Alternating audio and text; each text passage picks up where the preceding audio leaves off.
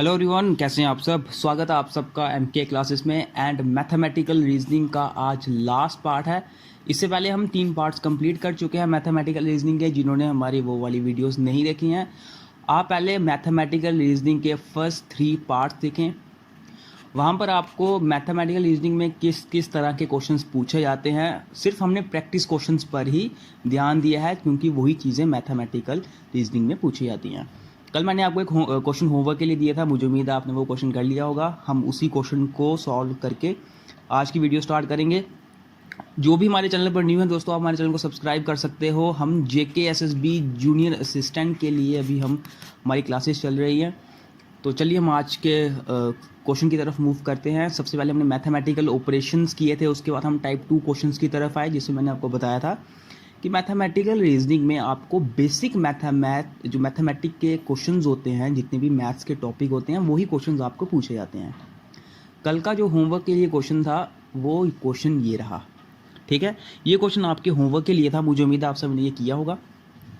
ऐसा क्वेश्चन हमने पहले भी किया था। बिल्कुल सिंपल क्वेश्चन होते हैं। देखो करना कैसे है। A zoo has tigers and sparrows and they are 70 in numbers on counting their heads. उनकी हेड्स काउंट करने पर, एक जू है, वहाँ पर टाइगर्स हैं और स्पैरोज हैं, ठीक है, और उनकी हेड्स काउंट करने पर वो कितना नंबर आता है? 70. The number of there legs is 210. How many sparrows are there? Sparrows के बारे में पूछा जा रहा है। तो कैसे हम ये क्वेश्चन सॉल्व करते हैं? इक्वेशंस बनाकर। पहली इक्वेशन क्या है?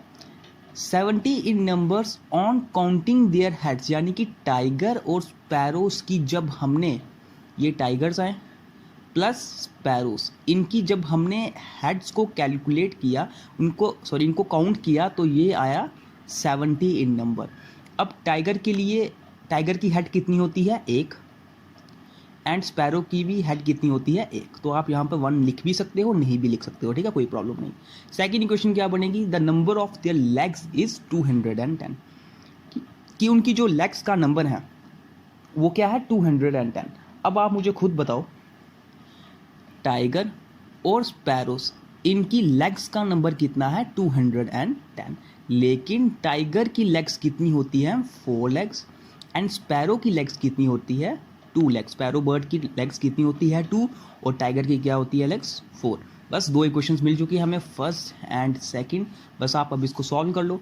कैसे सॉल्व करोगे? फर्स्ट इक्वेशन को आप इसकी तरह बनाने के लिए 4 से मल्टीप्लाई कर सकते हो। 4 से मल्टीप्लाई करेंगे, 4 7 सा, यहाँ पे क्या आ जाएगा? 70 की जगह यहाँ पे आ जाएगा 28। कैसे? इसको हमने 4 से मल्टीप्लाई किया है। फर्स्ट इक्वेशन को हमने 4 से मल्टीप्लाई किया ताकि ये सब बराबर हो जाए। अब देखो 40 और 40 एक दूसरे से कैंसिल। 4s माइनस 2s कितना आया? 2s। एंड 280 माइनस 210 कितना आएगा? 70। तो यहाँ से स्पैरोस का नंबर कितना निकलेगा? 70/2, यानी कि 35। ऑप्शन बी यहाँ पर होगा राइट आंसर। जिन भी लोगों का ऑप्शन बी आया है, आप सबने ये आंसर बिल्कुल सही निकाला है, ठीक है। चलिए हम आज के क्वेश्चंस की तरफ मूव करते हैं। आज भी आपके लिए काफ़ी सारे क्वेश्चंस हैं। फर्स्ट क्वेश्चन आपके सामने ये रहा। फर्स्ट क्वेश्चन पढ़िए इस क्वेश्चन को ध्यान से। If 100 cats kill 100 mice in 100 days. क्या बोल रहा है इस क्वेश्चन में कि 100 कैट्स 100 माइस को 100 डेज में मारती है। Then 25 cats kill 25 mice in how many days. तो 25 कैट्स 25 माइस कितने दिनों में मारेंगी? ऐसा सेम क्वेश्चन हमने पहले भी करा हुआ है, आपको याद होगा, ठीक है। 100 कैट्स, हम क्या बात कर रहे हैं कि अगर 100 कैट्स 100 माइस को 100 दिन में ही मारती हैं, तो 25 कैट्स 25 माइस को कितने दिनों में मारेंगी? जो लोग इसका आंसर 25 समझ रहे हैं वो बिल्कुल गलत है, कि 25 कैट्स 25 माइस को 25 दिनों में मारेंगी। ये आंसर बिल्कुल गलत होगा। अगर आपको ऑप्शन में भी ऐसा आंसर दिया होता तो आप कभी भी इस पर टिक नहीं करते, ठीक है।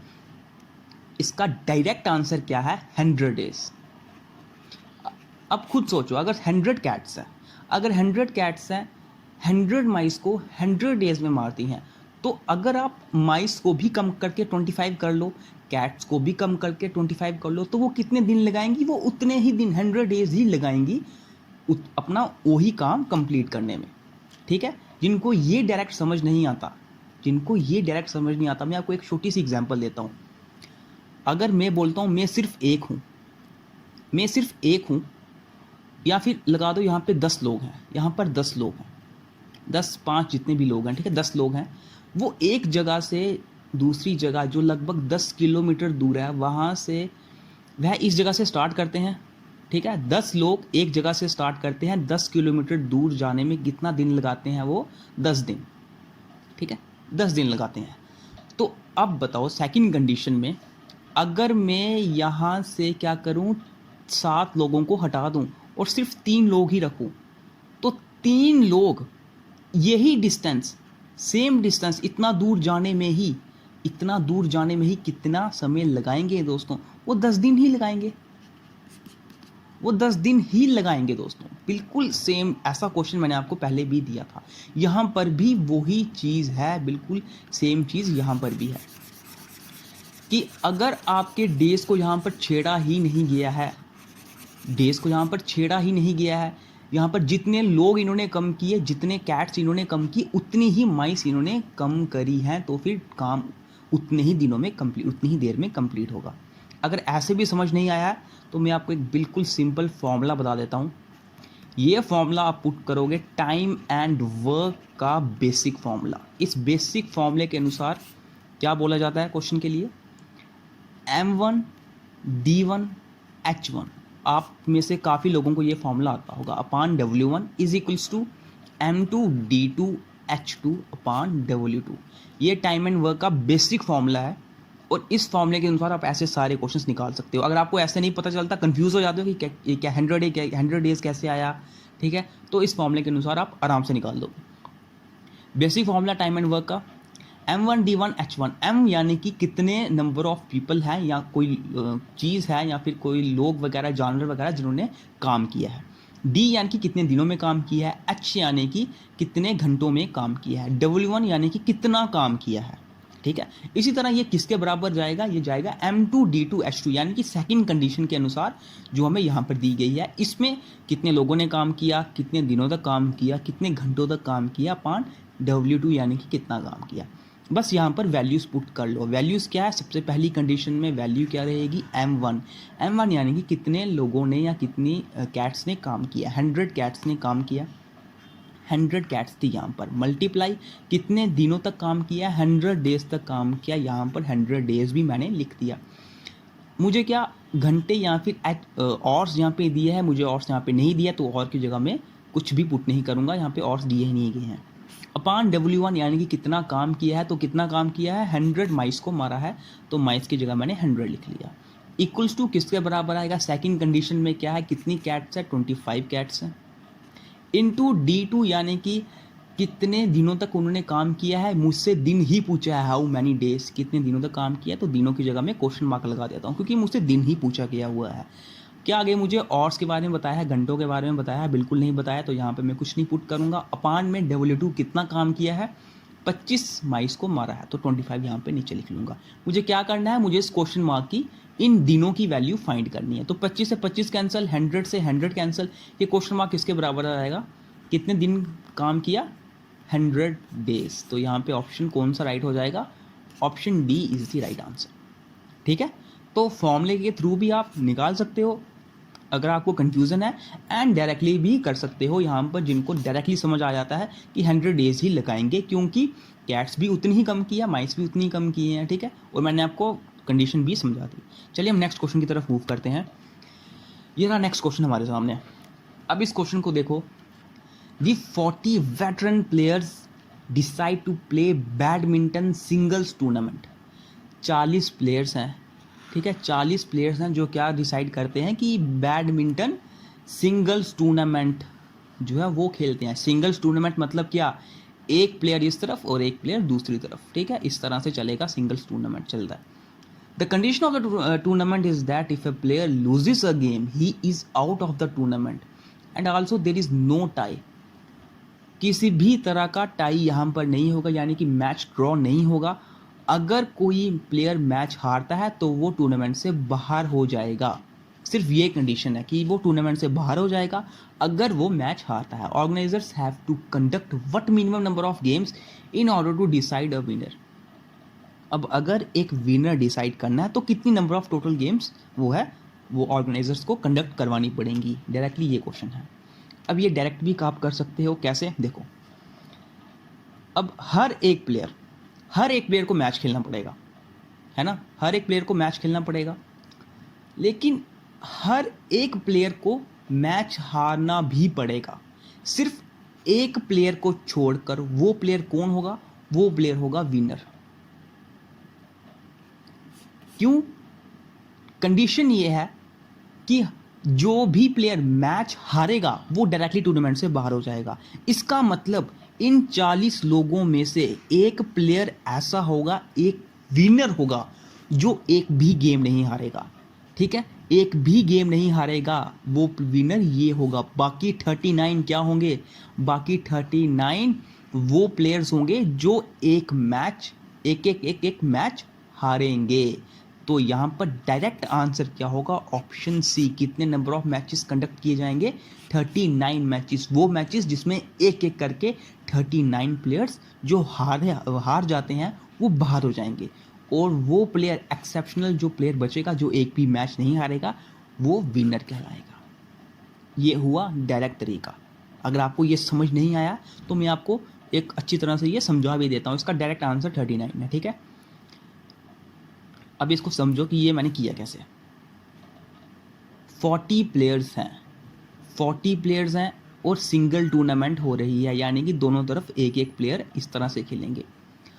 अगर 40 प्लेयर्स हैं, उनके बीच में मैच कितने कंडक्ट करवाए जाएंगे, उनके बीच में मैचेस कितने कंडक्ट करवाए जाएंगे, 20 मैचेस, है ना। 40 प्लेयर्स हैं, एक प्लेयर इस तरफ, एक प्लेयर इस तरफ, तो यहाँ पर 2 प्लेयर्स का एक मैच होगा, तो 20 मैचेस 40 प्लेयर्स में से कंडक्ट कराए जाएंगे, जिसके बाद 20 प्लेयर्स यहाँ पर बाहर हो जाएंगे, जो लोग हार जाएंगे, जो 20 प्लेयर्स यहाँ पर बाहर हो जाएंगे, और बचेंगे कितने, 20 प्लेयर्स, ठीक है। उसके बाद क्या होगा, इन 20 प्लेयर्स में भी हम मैचेस करवाएंगे। कितने मैचेस करवाएंगे, 10 मैचेस करवाएंगे बचे प्लेयर्स में, ठीक है, 10 मैचेस करवाएंगे। इन 10 मैचेस में से जब इन 10 मैचेस का हम कंडक्ट करवाएंगे, इसमें क्या होगा, इसमें भी आधे प्लेयर्स, 10 प्लेयर जो हार जाएंगे, क्योंकि इन 2 प्लेयर्स में से एक प्लेयर तो हारेगा और वो डायरेक्ट हारा हुआ प्लेयर बाहर हो जाएगा, तो ये 10 प्लेयर्स बाहर हो जाएंगे, ठीक है। बचे कितने प्लेयर्स, 10 प्लेयर्स बचे। इन 10 प्लेयर्स में फिर से मैच होगा, और इसमें क्या होगा, इसमें कितने मैचेस होंगे, 5 मैचेस होंगे। 5 मैचेस होंगे, जिसमें से इसमें से फिर से आधे प्लेयर्स बाहर हो जाएंगे, और कितने प्लेयर्स बचेंगे, 5 प्लेयर्स बचेंगे। अब इन 5 प्लेयर्स में से कैसे प्लेयर्स हैं ये, 1 2 3 4 5 प्लेयर्स, ठीक है। पहले अगर हम इन दोनों का मैच कराएं, एक मैच ये हो गया, फिर हम इन दोनों का मैच कराएं, 2 मैच ये हो गए 2 मैचेस, ठीक है। इनका एक विनर और ये बचा हुआ एक, ठीक है। यहाँ पर कितने मैचेस ऐड हो गए, 2 मैचेस ऐड हो गए, ये वाला और ये वाला। अब बचे 3 प्लेयर्स, इसका और इसका मैच होगा, एक मैच होगा जिसमें से एक बाहर हो जाएगा, बचेगा ये और ये, एक मैच ये आ गया। और जो इन दोनों के बीच का आखिरी मैच होगा, उसमें डिटरमाइन होगा कौन विनर होगा, यानी कि आखिरी मैच प्लस M होगा। अब टोटल मैचेस कितने हो गए, 20 matches plus 10 30 plus 5 35 plus 4 39 matches, और ऑप्शन सी यहाँ पे राइट आंसर होगा। तो डायरेक्टली भी मैंने आपको बता दिया, और पूरा कंसेप्ट के थ्रू भी कि किस तरह ये मैचेस कंडक्ट करवाए जाएंगे, पर आपको करना डायरेक्ट है, इतना टाइम कंज्यूम नहीं करना है एग्जाम में। नेक्स्ट क्वेश्चन की तरफ मूव करते हैं। नेक्स्ट क्वेश्चन दोस्तों ये रहा आपके सामने, इस क्वेश्चन को आप ध्यान से पढ़ो। A waiter's salary consist of his salary and tips. एक वेटर की सैलरी है, जिसमें उसकी जो सैलरी होती है पूरी, वो सैलरी कैसी होती है, उसकी सैलरी भी आती है और बाकी जो उसको टिप्स मिलती है ना, वो पूरी इसकी टोटल सैलरी होती है। During 1 week his tips were 5/4 of his salary. एक हफ्ते में उसकी क्या रहता है कि उसकी जो टिप्स होती हैं वो कितनी होती है, उसकी सैलरी का 5/4 उसको इतनी टिप्स मिलती हैं। What fraction of his income come from tips. कितना फ्रैक्शन जो है उसकी इनकम में से उसको टिप्स मिलता है। ठीक है, what fraction of his income come from tips, यानी कि उसकी जो टोटल इनकम होती है, जो उसकी टोटल इनकम है, उसका कितना फ्रैक्शन टिप्स में से आता है। ठीक है, बात समझ आई? उसकी इनकम में जो उसकी इनकम होती है, उसका कितना फ्रैक्शन टिप्स में आता है। अब सबसे पहली चीज़ आपको क्या समझनी है, सबसे पहली चीज़ ये है कि हमें सैलरी नहीं पता उसकी, मुझे वेटर की सैलरी नहीं पता। मैं अगर सैलरी को एक्स मान लेता हूँ, ठीक है, तो उसकी टिप्स क्या आ जाएंगी, उसकी टिप्स आ जाएंगी 5/4 ऑफ ही सैलरी, यानी कि इस सैलरी का 5/4, ये होगी इसकी टिप्स। तो टोटल सैलरी क्या होगी, टोटल सैलरी दोस्तों, टोटल सैलरी ये वो सैलरी होती है, इसकी सैलरी प्लस टिप्स मिला के ये बनती है इसकी टोटल सैलरी, यानी कि x प्लस 5/4 x। तो यहाँ पे इसको प्लस कर लो, 4 1 4 एंड 9/4 x, ये आ गई इसकी टोटल सैलरी। अब मैं फ्रैक्शन कैसे निकालूंगा, फ्रैक्शन किसी चीज़ की कैसे निकलती है, आप परसेंट किसी चीज़ का अगर प्रॉफिट निकालते हो या लॉस निकालते हो, कैसे निकालते हो प्रॉफिट या लॉस, या अगर मैं परसेंट प्रॉफिट निकालूं कि कितना प्रॉफिट हुआ किस पे, टोटल सैलरी पे या टोटल इनकम पे।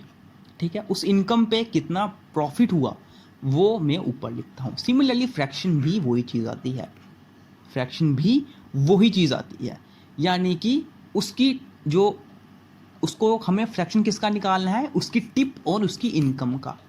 कितनी टिप्स मिली इसको, उसको मिली 5/4 टिप, ये उसको मिली है टिप। ठीक है, अपान क्या, अपान में क्या आएगा, अपान में आएगा टोटल सैलरी 9/4 ठीक है, x से x कैंसिल, 4 से 4 कैंसिल, तो यहाँ पे क्या ऑप्शन राइट हो जाएगा 5/9 and option D is the right answer here. ठीक है, फ्रैक्शन भी इसी की तरह सेम रहता है। हमें फ्रैक्शन पूछा हुआ है यहाँ पर, किसका फ्रैक्शन हमें निकालना है, टिप्स एंड इनकम का। तो टिप अपान इनकम, यानी कि टिप अपान टोटल सैलरी भी आप बोल सकते हो।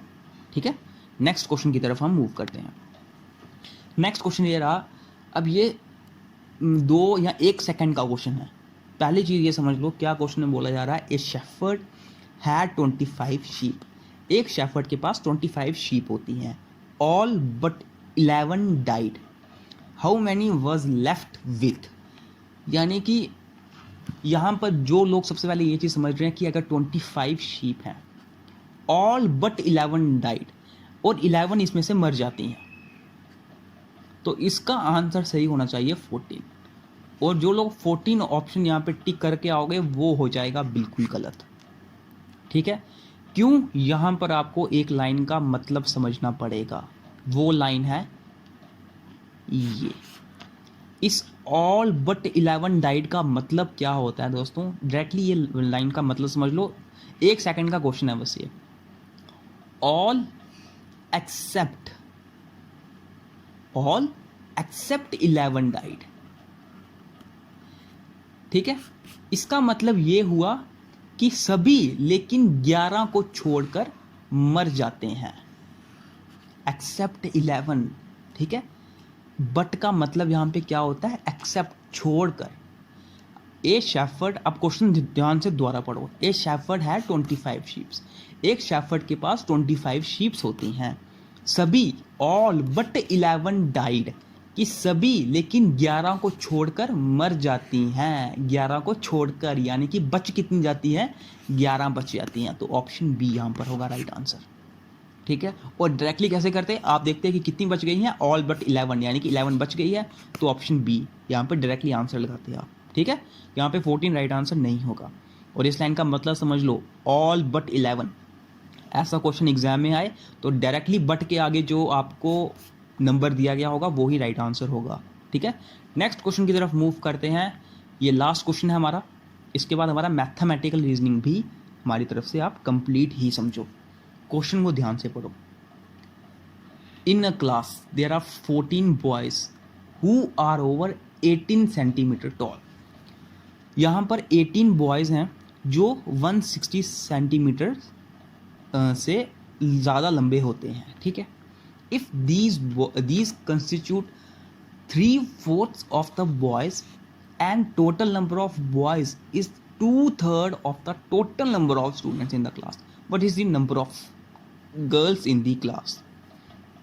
यानी कि गिवन कंडीशन के अनुसार मुझे यहाँ पर ना ही टोटल नंबर ऑफ बॉयज़ पता है, ना ही मुझे टोटल नंबर ऑफ स्टूडेंट्स पता है, ठीक है, ना मुझे टोटल नंबर ऑफ बॉयज़ पता है, ना मुझे टोटल नंबर ऑफ स्टूडेंट्स पता है। बोल क्या रहा है कि 18 बच्चे ऐसे, 18 लड़के ऐसे हैं जो 160 सेंटीमीटर से ऊंचे हैं, और ये बच्चे, ये स्टूडेंट्स, सॉरी ये बॉयज़ कौन है? ये बॉयज़ हैं 3/4 ऑफ द बॉयज़ के टोटल बॉयज़ में से 3/4 ऑफ द बॉयज़ होंगे वो बॉयज़ जो 160 सेंटीमीटर से ऊपर हैं। तो सबसे पहली चीज़ तो मुझे ये पता ही नहीं है कि टोटल नंबर ऑफ बॉयज़ कितने हैं। टोटल नंबर ऑफ बॉयज़ हैं x, ठीक है। हम अपने से मान के चलते हैं कि मुझे नहीं पता टोटल नंबर ऑफ बॉयज़ कितने हैं x, ना ही मुझे टोटल नंबर ऑफ स्टूडेंट्स पता है। तो टोटल नंबर ऑफ स्टूडेंट्स का भी मैं यहाँ पर रख लेता हूँ कि ना ही मुझे टोटल नंबर ऑफ स्टूडेंट्स पता है, इसको मैं y मान लेता हूँ। अब हम क्वेश्चन स्टार्ट करते हैं। देर आर 18 बॉयज़, यहाँ पर 18 लड़के ऐसे हैं जो 160 सेंटीमीटर से ऊंचे हैं। If these boys constitute 3/4 of the boys, यानी कि टोटल बॉयज़ का ये कितना, ये 18 लड़के कितना हिस्सा है? टोटल बॉयज़ का 3/4 हिस्सा। टोटल बॉयज़ क्या है? x। इस x का 3/4 क्या है? 18 लड़के हैं। बिल्कुल ऐसा ही क्वेश्चन ने बोला, स्टार्टिंग में क्वेश्चन ऐसे ही बोला कि यहाँ पे 18 लड़के वो हैं जो 160 सेंटीमीटर से ऊंचे हैं, और ये टोटल बॉयज़ का 3/4 था। मैंने अकॉर्डिंग टू द क्वेश्चन यहाँ पे पूरा लिख लिया। तो यहाँ पर मुझे क्या टोटल बॉयज़ x की वैल्यू मिल जाएगी, 3 6 18, और x की वैल्यू क्या आ जाएगी, 6 4 24, यानी कि टोटल नंबर ऑफ बॉयज़ मुझे पता चल चुका है। टोटल नंबर ऑफ बॉयज़ हैं 24। अब आगे बढ़ते हैं। The total number of boys is 2/3 of the total number of students. ये जो टोटल नंबर ऑफ बॉयज़ है ना, ये 24, ये किसके बराबर है? ये टोटल नंबर ऑफ स्टूडेंट्स का 2/3 हिस्सा है। क्या बोला क्वेश्चन ने? ये जो टोटल नंबर ऑफ बॉयज़ निकला ना मेरा 24, ये टोटल नंबर ऑफ बॉयज़ किसके बराबर है? Total number of students y का 2/3 हिस्सा। ठीक, जैसा क्वेश्चन ने बोला वैसा ही मैंने लिखा। अब इसको काटो, 2 12 24 एंड 3 को इससे मल्टीप्लाई कर लो, y की वैल्यू क्या आ जाएगी? 12 3 36, यानी कि मुझे टोटल नंबर ऑफ स्टूडेंट्स भी मिल चुका है 36। अब क्वेश्चन सॉल्व हो चुका है। मुझसे क्या पूछ रहा है क्वेश्चन है, what is the number of girls in the class. Class में गर्ल्स कितनी हैं? टोटल नंबर ऑफ स्टूडेंट्स कितना है? 36। टोटल नंबर ऑफ बॉयज़ कितने हैं? 24। तो बचा क्या? बचे 12। कौन? गर्ल्स। ऑप्शन बी यहाँ पर होगा राइट आंसर। ठीक है, ये समझ आया ना आपको कि टोटल नंबर ऑफ स्टूडेंट्स की, टोटल स्टूडेंट्स क्लास में कितने हैं? ये हैं 36, जिसमें से लड़के कितने हैं? टोटल लड़के कितने हैं? टोटल बॉयज़ वो है 24। तो टोटल गर्ल्स कितनी हो जाएंगी? बची 12 गर्ल्स। 36 - 24 यानी कि 12 गर्ल्स हो जाएंगी। ऑप्शन बी यहाँ पर होगा राइट आंसर। और इसी के साथ दोस्तों हमारा कंप्लीट मैथमेटिकल रीजनिंग भी हमारा हो गया। टोटल हमने 4 पार्ट्स में से कंप्लीट किया है, लेकिन इसका मतलब ये नहीं है कि क्वेश्चंस इसी में से मतलब जो जितने भी हमने क्वेश्चंस करे हैं इसी में से क्वेश्चंस आएंगे। कंसेप्ट मैं आपको सीधे बता दूं, हर एक जितने भी मैथ्स के टॉपिक है उसका बेसिक इसमें पूछा जाता है, प्लस कुछ कंसेप्चुअल क्वेश्चंस भी कभी कभी आपको पूछे जा सकते हैं, लेकिन इतना हाई लेवल कभी नहीं जाएगा मैथमेटिकल रीजनिंग में। जितने ज़्यादा कंसेप्ट आप सीख सको, मैं आपको सीधे बोलता हूँ, जितने ज़्यादा क्वेश्चंस आप प्रैक्टिस करो, अगर आपके पास बुक है तो ज़्यादा से ज़्यादा क्वेश्चंस प्रैक्टिस करो, नए से नए कंसेप्ट सीखो, क्योंकि इस चीज़ का भी कोई अंत नहीं है। ठीक है, मैथमेटिकल रीजनिंग में नए क्वेश्चंस आते जाएंगे, नए नए कंसेप्ट बनते जाएंगे। ये कुछ ऐसा नहीं है कि पर्टिकुलर फॉर्मूले हैं जिनके बेसिस पे हम क्वेश्चंस निकाल सकते हैं। ठीक है, तो इनकी प्रैक्टिस करते रहो। एंड हमारी तरफ से मैथमेटिकल रीजनिंग भी हमने कंप्लीट कर दिया। इसके बाद जो भी टॉपिक अगर आपको लगता है कि कोई टॉपिक पढ़ने की ज़रूरत है, आप कमेंट बॉक्स में ज़रूर बोल सकते हो कि कौन सा टॉपिक स्टार्ट करें। रीजनिंग तो हमारी तरफ से कंप्लीट हो ही चुकी है। मैथ्स का बचा हुआ, अगर मैथ्स भी पढ़ना है तो आप बता सकते हो, वरना हम डायरेक्टली एमसीक्यू सीरीज़ जो है वो स्टार्ट कर देंगे, ठीक है। एमसीक्यू स्टार्ट कर देंगे, टॉपिक वाइज टॉपिक जितने भी एग्जाम्स आपके स्टार्ट हो रहे हैं। तो मिलते हैं आपसे अब नेक्स्ट वीडियो में। कमेंट करके ज़रूर बताइएगा कि हम नेक्स्ट क्या स्टार्ट कर सकते हैं।